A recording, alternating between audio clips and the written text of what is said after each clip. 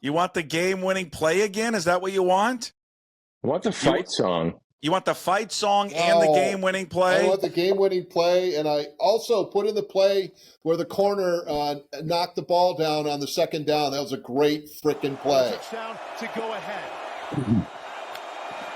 Rodgers, option, pitch, didn't get it. They stuffed him. Cal Thornton, the captain linebacker, with a game-saving play and a loss of 1. Beautiful. Just beautiful. Doesn't it? Every time.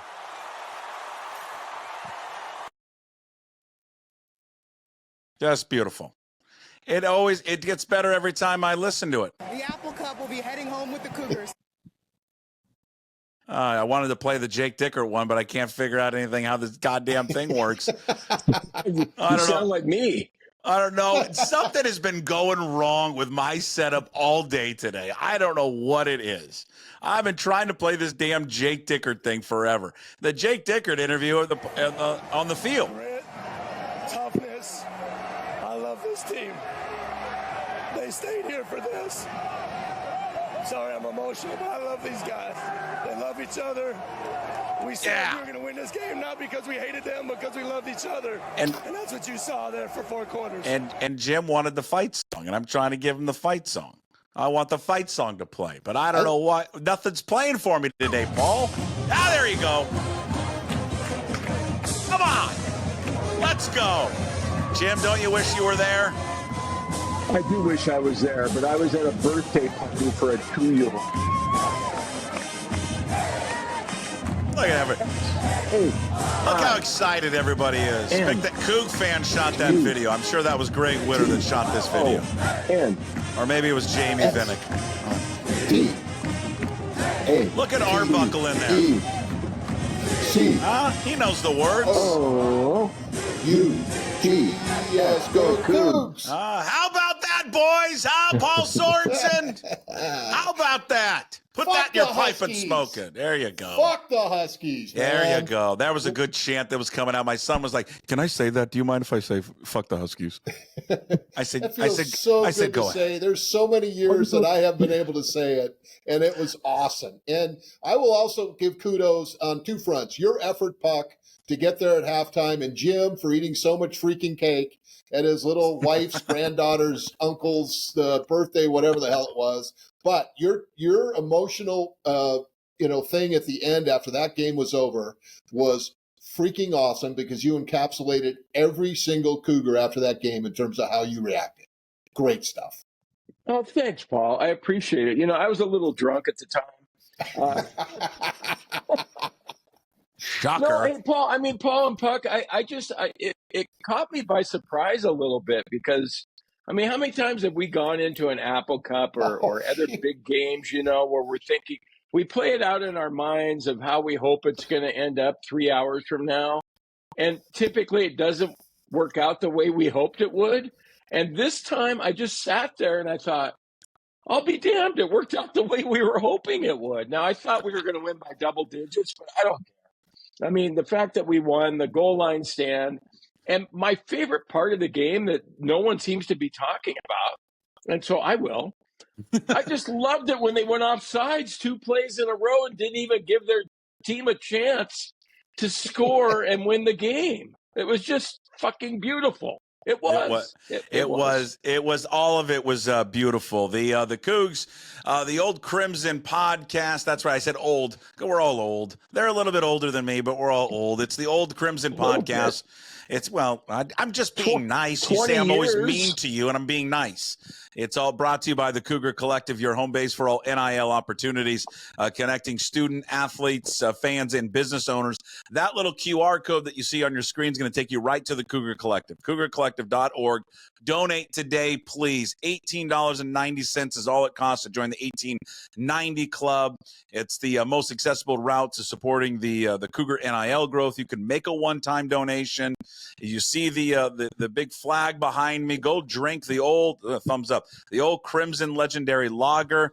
Apparently, Jim's got to leave right now to go use the bathroom. It's all brought to you by, it's brewed by Pike Brewing. Visit CougarCollective.org. And big thanks to Andy Largent at Flat Stick Pub, Cougar owned and operated, 6 amazing locations across the state: Kirkland, Pioneer Square, South Lake Union, Spokane, Bellingham, and Redmond. Visit flatstickpub.com. Paul, and I know you got more information on the Cougar Collective, what they're doing this week. It's pretty cool. They're rolling out a $200,000 match. They did yesterday. They're already at $80,000. That's going to go to $400,000 on the match. So $80,000 so far on the campaign, with 180 new members. Basically have stepped up thus far. I'm gonna donate. I would encourage everybody to do that. Also, the 1890 Club, absolutely love it. But I think we should go 24-19 and in honor of the score of this year's Apple Cup, and move that darn thing up, to on the minimum thing. So $25 basically a month, would be an awesome thing. Who cares? Whatever you do, donate. It's making a difference. It allows us to keep the Mateers of the world and the Stephen Halls of the world. And, how about the Edson kid, 95? What a game that guy had. He's from Mount Si, for Christ's sake, and stepped up at 7 tackles, 3 tackles for a loss. He had in a sack, and he stuck his nose right in the middle of that last play to allow Thornton to be the hero on the deal. And that will go down in history, in my opinion, as the probably the best goal line stance in the Apple Cup, but maybe the second best goal line stance, going back to 97 when Leon Bender stuffed, I think it was Stephon Foster at the goal UCLA. line in Pullman in August. Week 1.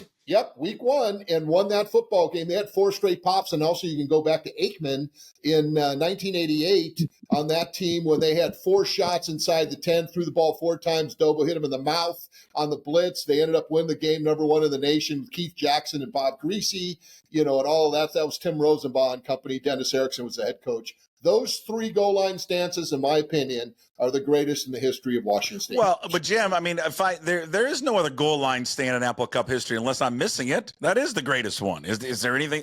Is there another one that even comes close or tops it? The greatest one this year? Well, Paul just talked about a couple of No. Greatest one in the history of the Apple Cup. Oh, the greatest one in the history of the Apple Cup? Yeah, I would say so, especially for us. I'm sure they've had quite a few on their side. A goal line stand? I don't. Well, the only one I can remember is and blank. I'm going to blank on the year. I think it's 95. When remember the overtime game in Pullman? Was that Tim Rose? No, that was no. It was Leaf and Heward, and then he hit Carpenter in the back of the end zone. They didn't call it a touchdown. Yeah, he said his foot was out. So, I mean, that would be a goal. That's the only one I can remember. I'm just talking about endings. I mean, ending-wise, I mean, that's pretty right up there. Yeah, no, and I love that you brought up 88, Paul, because that one, I mean, we were on the road at UCLA, Troy Aikman, number 1 team in the country. I don't think we've ever beaten a number 1 team in the country before. That was the only time. That was the only time, Jim. The only time that Washington State in football has knocked off the number 1 team in the nation. And that was a nationally televised game on ABC with Jackson and Bob Greasy. Yeah. Paul and our Jim and I have talked a lot about the game already. We rehashed it for an hour on Monday. Paul, just you weren't there in person.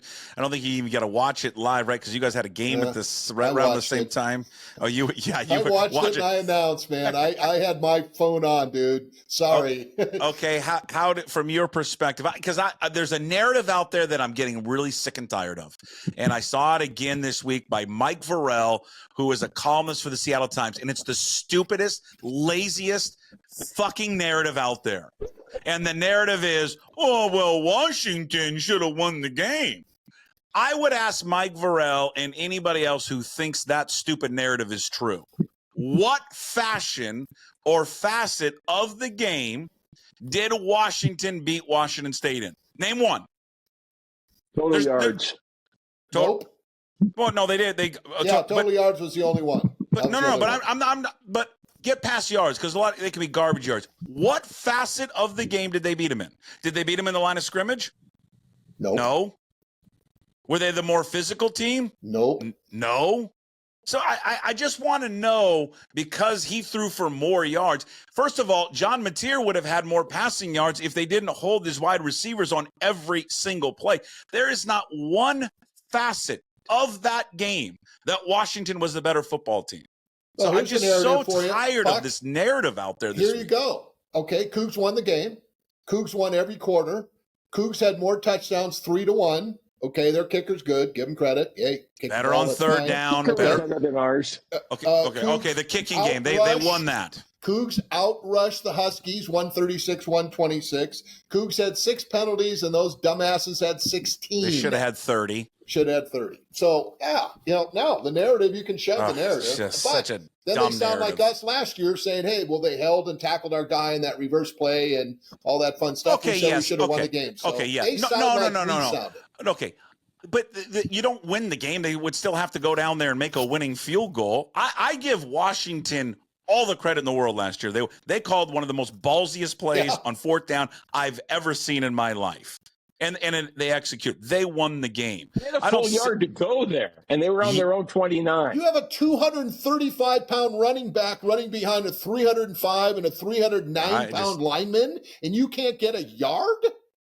Well, I think everybody sitting in that stadium, Paul and Jim, and at least everyone was like, it's going to go to Jonah Coleman. It's going to go right up the middle.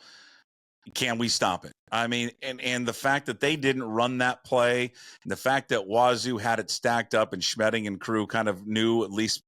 I talked to Kyle Thornton this week, and Thornton said that they'd never seen anything on film from Washington, but they had seen film on Arizona 2 years ago, that exact play where they ran the quarterback speed option to the short side of the field. So they went back that far from Jed Fish and went to an Arizona tape from 2 years ago. Yep.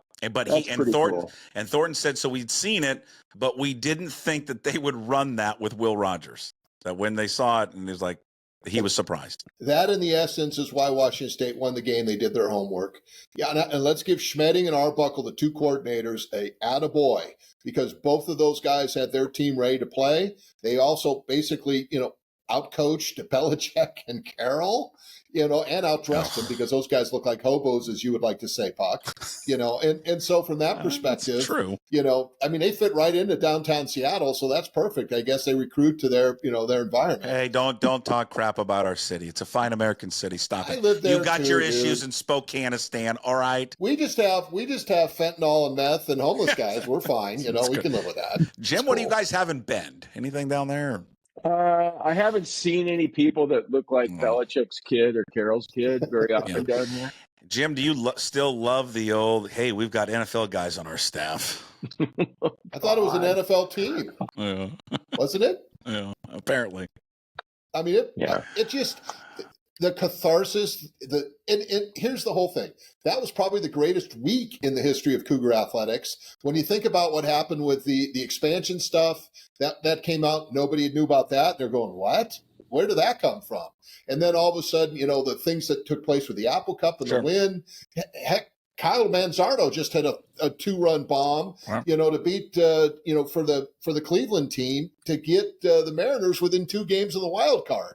So when you look at the overall thing in terms of everything that happened, it was a phenomenal week. And this was just, coup de grace on the top in terms of Washington State beating Washington. You still beaming? Still beaming? Oh, what's that? I was going to say, Jim, you still beaming? Oh, God, yeah, I'm still beaming. I don't know. I don't think I'm going to be an endless beam as far as I can tell.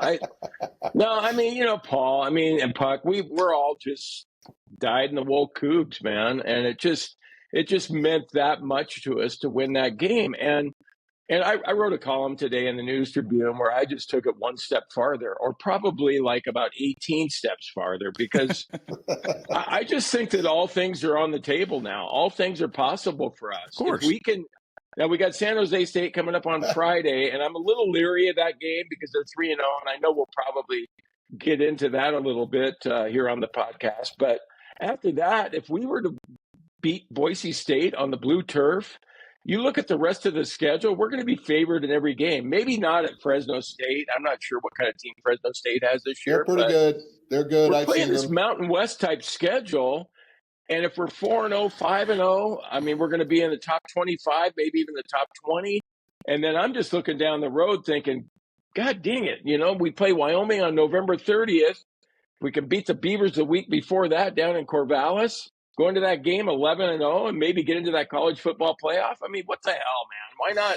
Why not just dream the greatest dreams of all? 24%. I told you on Monday. It hasn't changed. 25.1 now, Puck. It's 25.1% to make it. How did it go up when no one has played? It moved up again. I saw the same thing that Puck saw, the little schedule where they have, and they went from like 19th or so. They're like 12th now, the Cougs. Yeah, Jim, I don't know. I don't know how it changes. I think it's fun, and everyone's going to say, well, you're getting ahead of yourselves. You can't do it. F you. We're not coaches or players. Like, I'm not going to dictate the game at all. I know. The players, they can't look ahead, but I'll look ahead. Jesus Christ, of course I'll look ahead. And so who cares? We can take 2 games at a time or 9 games at a time. We're not playing at 1 game at a time. And if we lose, 7 in a row like we did last year, we're not losing 7 in a row. You guys are dumbasses thinking you were going to go unbeaten. I'll be like, yeah, so. Right now, we're on top of the world, and let us just enjoy this view up here. It's awesome. Paul, I do think that this will be interesting to see. You bring up, hey, they're not going to lose 7 in a row. And listen, the schedule is different this year. It's not the same schedules that you had last year. They got up to 4-0 after that big win against Oregon State, and then it fell apart at UCLA, right? They had that game won, and it just, they lost. They UCLA, Arizona, Oregon, Arizona State, Stanford, and Cal. And Cal, you had 2 fumble returns from them to win the game, and we still went down the field and had a chance to win it. But I'm just saying that I do want to see some lessons and some growth learned maybe from Dickert and the coaching staff, just about if they get this win this week, right? It's 4-0 again, and everyone's going to be talking about them. Someone gets fired or whatever happens. I don't know if Mel Tucker plays with himself again for another program, but whatever. And then his name starts getting mentioned. They've got to handle it better than they did last year, because I do think last year they were flying high, and I think they read too much of the headlines, and then that losing streak happened.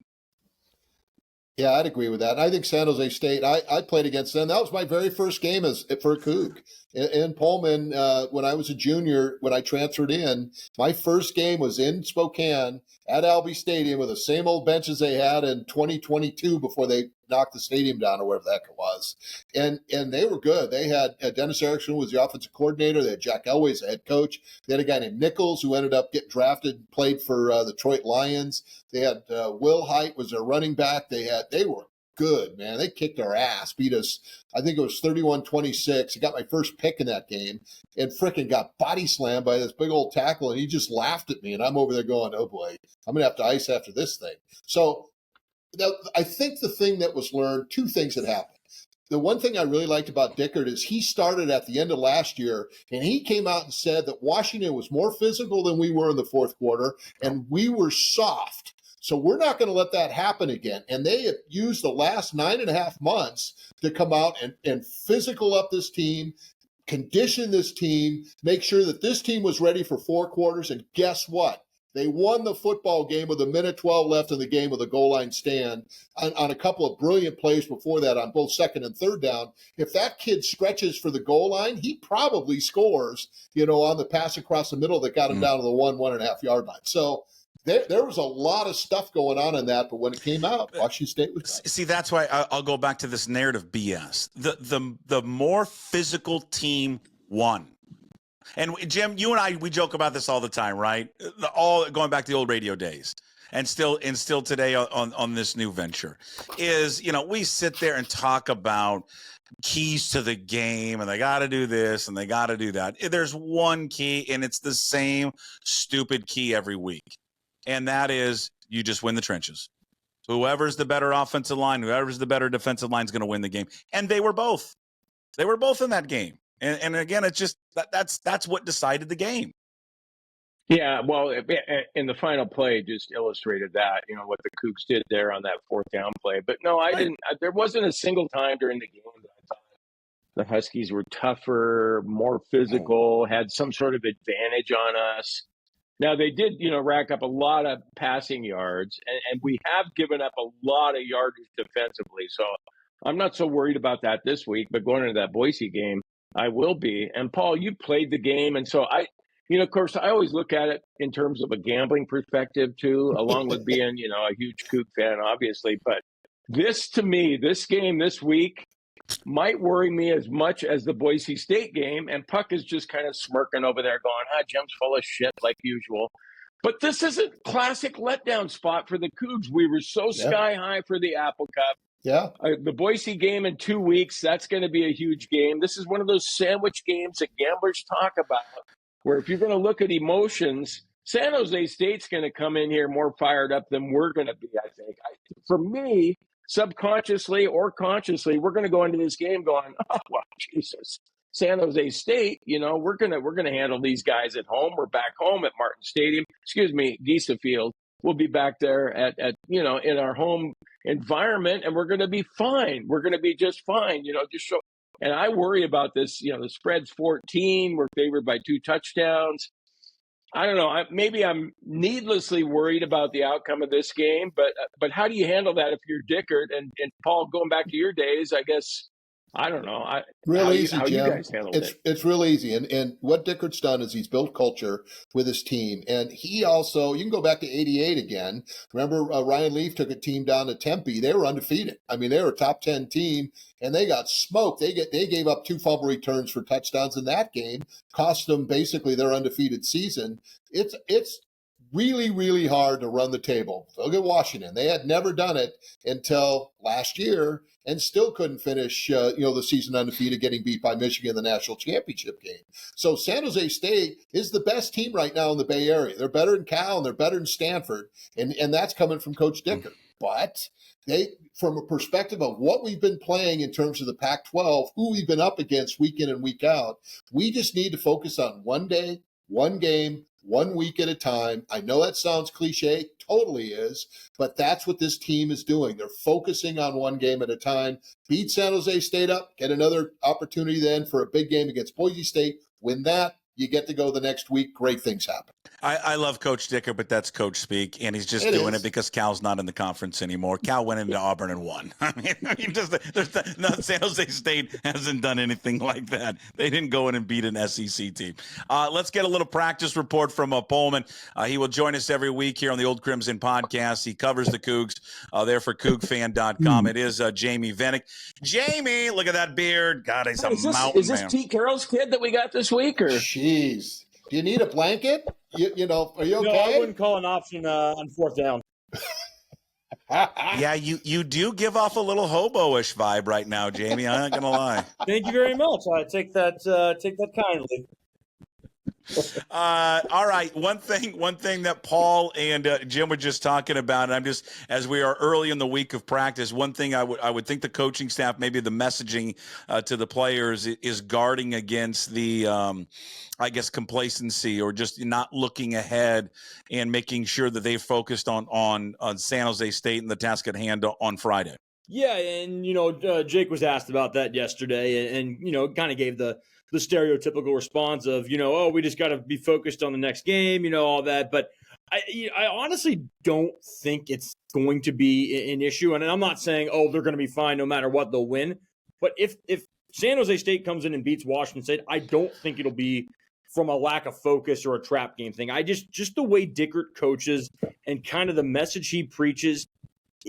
Focus isn't necessarily, I think, a concern in terms of they'll get caught looking to Boise State, because I just think the way that the team is structured, they understand, look, we're not Georgia, we're not Alabama. We can't just take a game off and think we'll be okay. I think that was a lesson maybe learned last year. I think maybe that happened against Stanford or happened against Arizona State. You saw the results. And I think there's a great quote from Miracle, the movie Miracle, where Kurt Russell or Herb Brooks says, gentlemen, you don't have enough talent to win on talent alone. And that's not, I'm not trying to say that, there's no talent on the Washington State team by any means. But, if you're a Georgia and you've got 37 NFL players, you can sleepwalk your way through a few games. I don't think many teams can do that. And I think Jake Dickert knows that. I think that's not something that he's going to fool himself into thinking of, we're fine. And not to mention San Jose State's 3-0. I'd maybe be a little more concerned of, hey, they're 0-3, they got beat. But this is a team that's undefeated. And, have they played a tough schedule? No. Still got to win those games. So I don't really think it's in it's going to be an issue on the trap game side of things, the letdown game, the focus waning. I think, again, if San Jose State comes in and wins this game, credit to them, but I don't think it's going to be because of that. Jamie, I'm going to make it 2 weeks in a row that I ask you about our kicker, man. I mean, that 26-yard field goal that he shanked or whatever he did. Are we reaching a point now when we get to the other team's 30-yard line, it's 4th and 4, that we consider going for it more than we would have in the past? I mean, Mike Leach, he would have been done with our kicker by now. Oh, Leach would have benched him last season. I mean, that's more Leach than anything. I don't think you can look at the situation right now and not have some concern. Again, we're talking going back to last year. He's 3 of 9. And yes, there are some external factors this year. You've got a new snapper. You've got a new holder. In addition to kicking, he's also punting. I mean, there are some things that I think you could say, okay, that's contributing to why maybe he's struggling a little bit. And Dickert said as much yesterday. He also said the ball's got to go between the uprights. Yes, different holder. Yes, it's not Samardzic snapping. Yes, you're also punting. The ball's got to go between the uprights. I mean, the 26-yard miss, in an alternate universe in which Washington doesn't call a speed option on 4th and 1, that ends up being a really pivotal play because if the Huskies score on that play to take the lead, suddenly they're up instead of just being tied with a 2-point conversion. So I think it's something that they're monitoring, but Dickert again said that, Dean's the kicker. They're not going to make a change. They've got Ryan Harris. They've got Connor Calvert, both who are also kickers. But, I mean, Calvert wasn't even dressed for this past game. He was in the stands, actually, in his practice uniform. Just wasn't one of the guys who traveled for the game. So they obviously don't think he's ready to step in. Harris has the big leg, I think, as we've seen on kickoffs.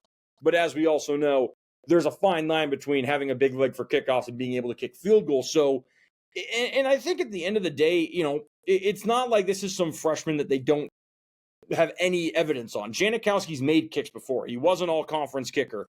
So I do think that there is probably, like you said, Jim, there's maybe a second questioning sometimes, second doubts. You get into the 15-yard line, you got 4th and 2.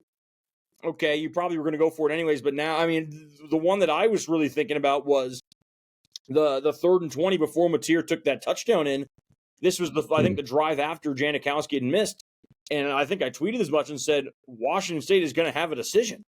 And then granted, Mateer makes it not matter because he scores a touchdown, but I think it is at a point now where, again, like Dickert said, the ball's got to go between the uprights. And to Janikowski's credit, he hit from 40-plus earlier in the game. So he's capable. That's, I think, what maybe is even more frustrating than anything is it's not like this is a guy that, again, we just don't know if he can kick. We've seen him make big kicks. We saw it earlier in the game. It's an execution thing to where, again, a 26-yarder, that's an extra point. And again, these 3 games so far, they've gotten away with it. They've been able to make enough plays. Obviously Portland State, Texas Tech, there was a big enough margin to where it didn't really matter. This was one of those games where it had happened at the end of last year. If they lose that game, that's one thing you look at. You looked at it against Stanford. You looked at it against Cal. You looked at it in the Apple Cup. Those are 3 games in which he missed kicks. He lost all 3 of those games by 3 points. So, again, I think it didn't end up mattering, and I think that's important. But like I said, in an alternate universe where Washington hands the ball to Jonah Coleman up the middle for a half yard, we could be having a very different conversation. Screw the kicker. Score touchdowns. Who cares? That's also the solution. Jesus, Jim. Now, here's the deal. Fa'amua is coming back this Friday, which is freaking huge. He's an all-conference tackle. That's going to move Hilborn into guard. You've just upgraded 2 positions on offense. That's going to help John Hold My Beer Mateer. By the way, that came from Valhalla Kook's wife. How about that for a nickname? I don't even think he's 21, but who cares? That's a great one as far as I'm concerned. He's probably close. But you lost Williams, who's the backup nickel. So there's some injuries. And the other Williams on the other side, Kyle, is a little banged up because he was held and abused pretty much the entire Apple Cup game. So they got to get him healthy, from that perspective. But I want to go back on the defensive side. And the fact that Edson played the game that he did, 95 from Mount Si, the senior, and Thornton, the walk-on, those 2 guys in Apple Cup lore are going to go down in history I think they have 14 years of college between the two of them, but those guys stepped up when they needed them to step up. Along with Stephen Hall, he had two great plays on both second and third down that basically won that game. Yeah. Yeah, I mean, I think, you said it best. And then I asked Jake yesterday, we talked so much about Thornton and Edson on Saturday, and rightfully so. I mean, again, if those two guys, and Ansel Dinboo was in there too, and I think he maybe doesn't quite get the attention because Edson was kind of at the front of the pack. But if Edson, for whatever reason, misses, or, the absolute rear naked choke that he was in ends up affecting him, Dinboo was there to blow it up too. So, but yeah, Stephen Hall has a one-on-one matchup against Denzel Boston, who is bigger than him, who is stronger than him. Actually, I don't scratch that. Hall is extraordinarily strong, who's bigger than him. Well, that's just a fact. And he wins that one-on-one matchup. Not to mention, against a guy that 3 days prior said that while he's at UW, they're not losing to the Cougs. Well, 3 days later, Stephen Hall wins a one-on-one battle, and then Boston doesn't dive for the pylon, and Hall forces him out. So he tapped out. That was one of the most pathetic plays I've ever seen a player make. He didn't even give an effort. He caught the ball, and then like he was like youth football, held on to two hands with it, and it made no effort to get to the pylon. I mean, that he should be just torched by his coaches. On the touchdown catch when Meredith dove in there. That was the effort that you need to have in that Apple Cup to win the game. That's what I'm talking about by this dumb ass narrative about how the Huskies should have won if they would have done. No, the better team won. They gave better effort all game long. And that, you're right, Paul, the play by Meredith, the play by Boston just exemplify that whole thing. Jamey, what about the health of, here's the other thing too, is I like the receiving core, but Kyle Williams is at 70%. We'll see where he's going to be at here soon. They're missing their best guy, and that being Carlos Hernandez. What's the update on him, and how soon do you think he's back? Yeah, just to real quick to finish the point about Boston, I don't not believe that the hit he took earlier from Kyle Thornton rattled him. Oh yeah, I wonder if that's why he doesn't dive for the pylon, because he got absolutely smoked by Thornton. And again, that play's coming right at us in the press box, and I saw him like, he's going to have a chance to get in, and then he goes out of bounds. But yeah, again, and just to kind of finish the point, the idea that Washington gave the game to Washington State. Well, actually, Washington State missed a field goal, was stopped on fourth down inside the 10, threw an interception, almost threw another one. I mean, Dickard came out and said yesterday that was not their best. It was their worst game this season. I mean, I think, Washington State won that game for two reasons. A, they played better. B, they wanted it more. And that's, I think, where we talked about Edson and Thornton, Paul, that, those are guys who've got 14 years of college between them. I actually think it's 10, and that's only because Edson never was. Me, I'm going to go exaggerate. It's not that far off. Yeah. Those guys, plus Dinboo, plus Hall, those are guys who have been dedicated to this program now, at least for 2 years. All UW is a bunch of mercenaries. Those guys have no interest in this rivalry. They don't care.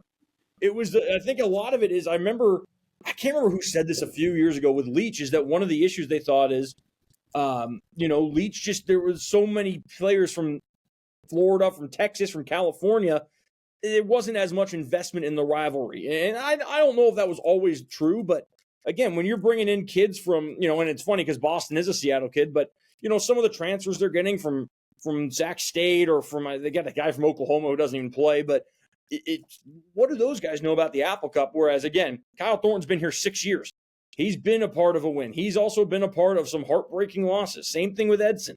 So I think that there's something to be said about that, and I think it's, again, speaks volumes that the two guys that make the play at the end are the sixth-year walk-on and the fourth-year edge from Snoqualmie, who didn't have a UW offer, who had one Power 5 offer, and that was from Wazoo. Anyways, tangent aside, you asked about Hernandez. We actually asked Jake about him yesterday, and he kind of just talked about Fa'amoe and Williams for injuries, which makes me kind of think there wasn't an update. He said a few weeks ago they were thinking maybe after the bye. So I think maybe the target would be a Fresno State. But again, I am in the belief in this. Again, I'm not a doctor. I'm not, I certainly don't know the exact nature of the injury other than that he had foot surgery. That's because Ben Arbuckle said that when I don't think he was supposed to. But I kind of wonder if they'll ease him back in a little bit. It wouldn't stun me if they say, let's get you 4 games. Let's keep this year of eligibility. Or at least save you until bowl season, kind of see where things go, because the receiving corps has been plenty productive. I mean, It's not like, oh my goodness, they are just desperate for him to be back. And that's not an indictment on Hernandez. He's an incredible player. It's just, Meredith has stepped up. Hudson has stepped up. We haven't even seen the best of Kyle Williams yet because, again, he's been playing through injuries. So I'll be curious to see how they handle Hernandez. And just based off the way they handled Fatamoe, I tend to think they're going to err on the side of caution. I mean, it went from, oh, yeah, Fatamoe, he'll be ready for week 1 to, yeah, maybe Texas Tech to, yeah, maybe the Apple Cup to now where, okay, it's week 4, and they're going to kind of rotate him back in. I mean, and this is, again, what Jake said, is he's not going to come in and play 75 snaps at right tackle on Saturday or on Friday. He's going to play some. I'm sure they'll have Hilborn play some. They'll have Tia Lavea play some. They're going to kind of just keep everybody, because you do have now 6 guys that you can trust, and it keeps guys fresh. And I don't think they want to be, a turnstile or a revolving door to the offensive line, but you do have options. I think that's, again, speaks to the depth that you've built, where this happens last year. We saw what happened last year when there were injuries. It became an absolute nightmare. And it started at maybe just about a notch above a nightmare to begin with. So I think they'll probably ease him back in and just kind of say, okay, let's just see how it feels, see how it goes. Because, again, the worst thing you could do, throw the guy back in for 75 snaps, he re-injures himself, and then you don't have him the rest of the year. Not to mention, it's not like, again, it's not like the offensive line is in a state of disarray. It's not like, oh my goodness, they've got to get him in. This is just a nightmare. They've played very well through 3 games, and against some tough competition against the Belichick defense, where he's going to blitz 33 guys and still not get home. So I think that probably lends some confidence for Dickert and for Jared Castor to where, hey, we don't have to just force this guy back in, because we feel like right now we're doing okay with the 5 we have. We can ease him back in so that he is fully ready to go when you kind of get to the back half of the season. Right. All right, Jamey, appreciate it. We'll be catching up with all your work, CougFan.com. Thank you so much, as always, and we'll talk to you next week. Thank you. Sounds good. Thanks, guys. See you later. Thanks, Jamey. There's Jamey Vinnick from CougFan.com. He said something there in terms of the Jetfish and Mike Leach thing. Like Mike Leach, maybe he didn't really care that much about the rivalry. I think it was Jordan Reffett texted me this, and then Jordan maybe is going to get mad if I air him out. But F you, okay, F you, Reffett. That he said, God, I guess get a vibe watching Fish on the sideline that he's treating this game like Leach used to. Yeah. And that's a bad thing, because Leach, that was the one knock on Leach, is he didn't invest in that Apple Cup. He just didn't. Hey, Puck, name the 2 coaches that started their career at Washington and lost the Apple Cup in their first year. You just mentioned one of them. Who's the other? Bob Gregory. No, well, he was an interim coach, but a full-time coach. By the way, that team went 0-12. Tyrone Willingham. Yep. Oh, Tyrone. Yeah. How about that? Yeah. That's the company that Fish is in right now. Well, good for you. Yeah, and you look at look at right now Jake Dickert. We have a coach right now. Yeah. That I'm just saying, in 4 Apple Cup, was he 2-2? Should be 3-1. Could be 3. I mean, I'm gonna say should be. Could be 3-1. Should. Okay. But 2-2 should be, could be 3-1. Play here, goes there. I just think that, and in those games, even if you go back to the game, the first year with Michael Vick, with Penix, I know the score is going to look as bad. Well, they scored 2 touchdowns. The game was. I know, but that's my point. I think it was that was a football game the entire way, except for 6-7 minutes left. So I don't know. It's I think there's a different attitude here in the last 4 years, and it's good to see. And Jim, you go back to, like, everyone's saying, oh, I'd rather play these guys now than later in the season, right? Because we're catching Washington with all their new players. Okay. Let me debunk that one too. Mateer's making his 3rd start. Your starting running back is a true freshman. You've worked in new offensive line. You've had to shuffle that all over the place because of injuries. You've got how many new wide receivers? 2 new wide receivers that are playing this year. So Washington State's going to be a better team if they would play this game in November. Jim? Yeah, I'm going to slightly disagree with you, though. I think there was more turnover there at Washington with their program having another coach coming in, and the new quarterback and a completely new offensive line. So yeah, I mean, I'm still in the camp of thinking that we were better off to face them in September than we would have been in November. And there's other coaches too that will tell you that we need to treat every game the same, that kind of thing. But I'm with you guys. I mean, because I'm just a fan watching these things. I want my coach to beat the hell out of the hated rival every single time they play him. And so Leach was different that way. But there are coaches. I mean, Pete Carroll was one of those guys that I don't think he got too high for one game over another game, and it seemed to work out pretty well for him. But I'm sure glad. I'm already like, how we worry about stuff as Cougar fans. I'm already worrying about you talk about as soon as there's a coaching opening. Like we talk about, what would be the worst thing ever is if Billy Napier loses his job at Florida and we're sitting here thinking, God, this would be awesome because, Jed Fish, he's probably going to want to go there. What if Florida comes after our coach? I mean, what if Washington comes after our coach? How many coaches? After he leaves? You guys are fucking miserable. You know that? No, listen, Puck, wait you a are minute. Wait a minute. Miserable. Wait a minute. Okay, God. go ahead and swear at me if you want. And I know Miserable. This is your deal, pucksports.com. It's not moresports.com or jimsports.com. It's pucksports.com. So that's fine. You can rip me if you want. But yeah, I'm going to worry about that. Don't we think he would have gone to Michigan State probably last year if we hadn't started Can't you losing just games the way we enjoy it? did? Can't you just enjoy it without worrying where he's going to go? Who's a better candidate than Jake Dickert if we win the next two games? That bye week when we're 5-0, if Billy Napier loses his job, they're gonna go. Way, they're not going after Jake. Stop it. They're not going after. Just stop. They're not going after Jake Dickert. It's not happening. You didn't tell Jamey to stop. It's so why are you telling me to stop? Because they're not going after Jake Dickert. Stop it. I hate to burst your bubble or Jake's bubble. They're gonna have better candidates and bigger candidates look at it this way, to get at the Florida job. Let's look at it this way. First of all, Jake Dickert likes Washington State.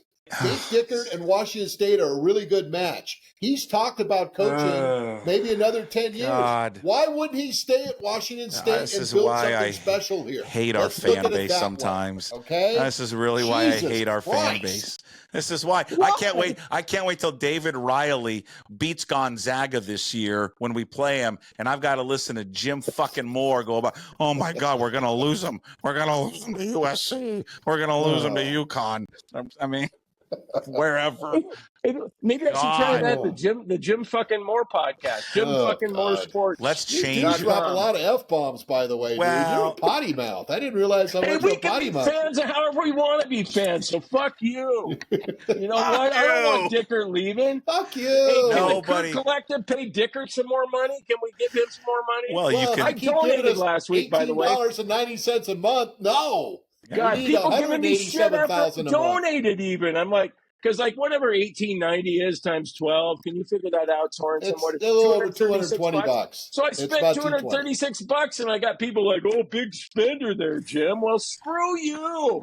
At least I'm contributing. There you go. That's all you got to do. If you match today, Paul will have it. You can match again today. The Cougar match. They're trying to raise $200,000 to get to $80,000 raised. Puck. I think it was 200 new members. And great job, by the way. I mean, and you start adding the beer stuff in there. You start adding the normal donations in there. The other things, it starts adding up. Look at that. Remember where we were. Look at that beautiful crimson lager ago, behind how much you guys were flipping a shit at the collective because, we had like 10 grand. So this thing has come a long way. We've learned an awful lot, and Washington State has opened up their checkbook in terms of the fans. And I'm going to give you a tip of the hat. Great freaking job. Thank you. There you go. Hey, Paul, let me ask you something real quick, and let me interrupt the host of this program here for a second. Okay. Do you think he yells at Jordan and Elise on the Puck the Huskies podcast the way he yells at me? He better. He probably won't yell at Elise because she's nice. Now, Jordan, no. I don't don't It's think he's probably going like, to tell. "Oh, I don't think he's going to tell Jordan F Jordan off. and Elise, thank you so much for joining me today. I so appreciate it. It's a tough loss for Washington. How are you guys? How are you guys doing? Oh. First of all, I'm more intimidated. He's out there doing this to us, man. We're getting the finger. I'm first of all, I'm more intimidated by Elise. She scares me. Yeah, she's tough. Jordan, not so much. Elise can beat the hell out of all of us. That's why I'm scared of her. So I'm gonna when we do tape that show, I'm gonna tread lightly. I was just gonna say, hey, nice score. Who won that game? I'll probably just say, hey, I agree with Mike Varell. You guys really should have won. Yeah. Would you air some of the tape of this show during that? Just a couple of segments. He would have written a better column. You would have written a better column. I know you would have. Dumbest things I've ever heard. Every dumbest thing I read on. I'm going to start doing the dumbest thing I read on Twitter this week, and that tweet right there. Oh, Washington clearly was the better team and should have won. Puck. No offense, but I think my column in the News Tribune might be a candidate for that. I'm suggesting that we could win the whole damn thing. I mean, that's, pretty stupid. Hey, it's not far-fetched. What do you guys think of us keeping the Apple Cup and then doing a new Pac-10 or Pac-12 Big Ten thing and then doing a new trophy? I love what Dickert said. Boy, that pissed the Huskies off. Oh, holy smokes. I think a lot of that he was just taking a shot at them, and more of it was more just because the trophy just has the conference Pac-10 or Pac-12 on it and doesn't include Big Ten. That's what he was talking about. Okay. And everybody like, oh, they don't want to play the game anymore. Oh my God. They want to run between, put their tail between their legs and not play anymore. That's not what he was saying. By the way, what was the score? It's 24-19. What did I pick? 24-21 Cougs, but I picked the late field goal. Really nice. I had 28-20. The go-to guy thought it was going to be a blowout, but yeah, I did. 45-13. I was off a little bit on that one. That's okay. You were a little bit of a homer on that one, Jim, but that's okay. Good job. Hey, but you know what? He was confident. He was confident all week. He was confident leading up to the game. I was. Awesome. I'm not as confident this week. I think we win, but don't cover. I think we're going to be okay, Jim. We're going to be fine. You got us coming back home. We're feeling good. We were 6-0-1 in 81, and then we ran into USC. They were number one in the nation with Marcus Allen. That did not go well in the Coliseum.